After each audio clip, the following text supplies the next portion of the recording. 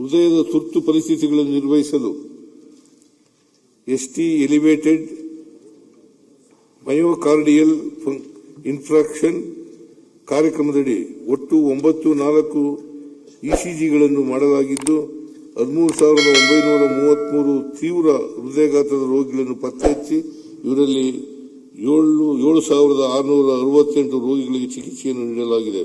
ಕಳೆದ 3 ವರ್ಷಗಳಲ್ಲಿ ಅವಧಿಯಲ್ಲಿ ವಿವಿಧ ಯೋಜನೆಗಳಲ್ಲಿ ಕೈಗೊಂಡಿರುವ ಪ್ರಾಥಮಿಕ ಆರೋಗ್ಯ ಕೇಂದ್ರ, ಸಮುದಾಯ ಆರೋಗ್ಯ ಕೇಂದ್ರ ಮತ್ತು ತಾಲೂಕು ಆಸ್ಪತ್ರೆಗಳ ನಿರ್ಮಾಣ ಕಾಮಗಾರಿಗಳನ್ನು ಕ್ಷಿಪ್ರಗತಿಯಲ್ಲಿ ಪೂರ್ಣಗೊಳಿಸಿ ಸಾರ್ವಜನಿಕರ ಸೇವೆಗೆ ಮುಕ್ತಗೊಳಿಸಲಾಗುವುದು.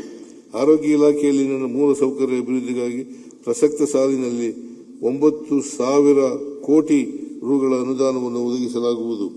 ಆಯುಷ್ಮಾನ್ ಭಾರತದ ಆರೋಗ್ಯ ಕರ್ನಾಟಕ ಯೋಜನೆಯಡಿ ಹಾಲಿ ಚಾಲ್ತಿಯಲ್ಲಿರುವ 2018 ಚಿಕಿತ್ಸಾ ಪ್ಯಾಕೇಜ್ ದರಗಳನ್ನು ಪರಿಷ್ಕರಿಸಿ ಎಚ್ಬಿಪಿ 2022 ಪ್ಯಾಕೇಜ್ ದರಗಳನ್ನು ಇನ್ನು ಸ್ವಲ್ಪ ಇನ್ನೊಂದು ಸ್ವಲ್ಪ ಹೊತ್ತು ನಿಂತ್ಕೊಂಡು ಓದ್ತೀನಿ, ಆಮೇಲೆ ಕೂತ್ಕೊಳ್ತೀನಿ. ಸ್ವಲ್ಪ ಕಾಲು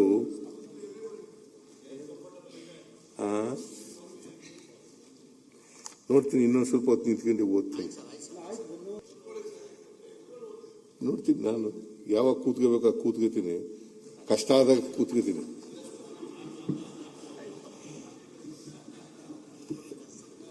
ಆರೋಗ್ಯ ಇಲಾಖೆಯಲ್ಲಿನ ಮೂಲಸೌಕರ್ಯ ಅಭಿವೃದ್ಧಿಗಾಗಿ ಪ್ರಸಕ್ತ ಸಾಲಿನಲ್ಲಿ 900 ಕೋಟಿ ರುಗಳ ಅನುದಾನವನ್ನು ಒದಗಿಸಲಾಗುವುದು.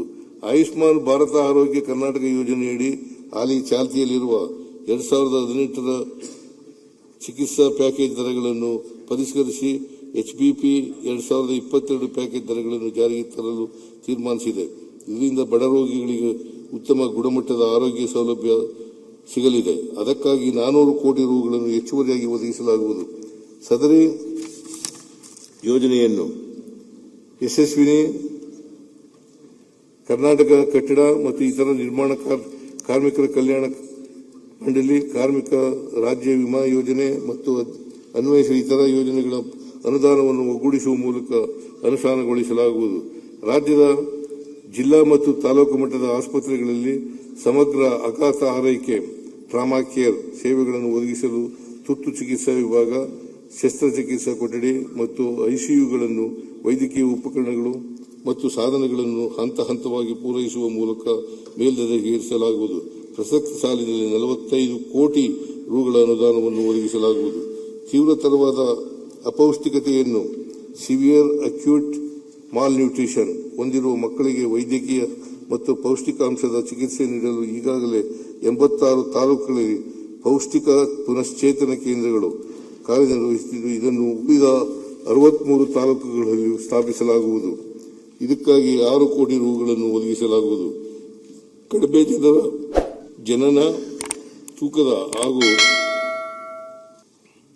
ಅನಾರೋಗ್ಯ ಪೀಡಿತ ನವಜಾತ ಶಿಶುಗಳಿಗೆ ಅಗತ್ಯವಿರುವ ವಿಶೇಷ ಔಷಧೋಪಚಾರ, ಸಮಗ್ರ ನವಜಾತ ಶಿಶು ಆರೈಕೆ ಸೌಲಭ್ಯಗಳು ಹಾಗೂ ಪ್ರಸವ ಪೂರ್ವ ಸೇವೆಗಳನ್ನು ಮತ್ತಷ್ಟು ಬಲಪಡಿಸಲಾಗುವುದು. ಲೇಟೆಸ್ಟ್ ಹಾಗೂ ಇಂಟ್ರೆಸ್ಟಿಂಗ್ ಸುದ್ದಿಗಳಿಗಾಗಿ ಬಾಸ್ ಟಿವಿ ಕನ್ನಡ ಚಾನೆಲ್ನ ಸಬ್ಸ್ಕ್ರೈಬ್ ಮಾಡಿ, ಹಾಗೆಯೇ ಬೆಲ್ ಐಕಾನ್ ಪ್ರೆಸ್ ಮಾಡಿ. ಇದರ ಜೊತೆಗೆ ಫೇಸ್ಬುಕ್, ಇನ್ಸ್ಟಾಗ್ರಾಮ್, ಎಕ್ಸ್ ನಲ್ಲೂ ಮಿಸ್ ಮಾಡದೆ ಫಾಲೋ ಮಾಡಿ.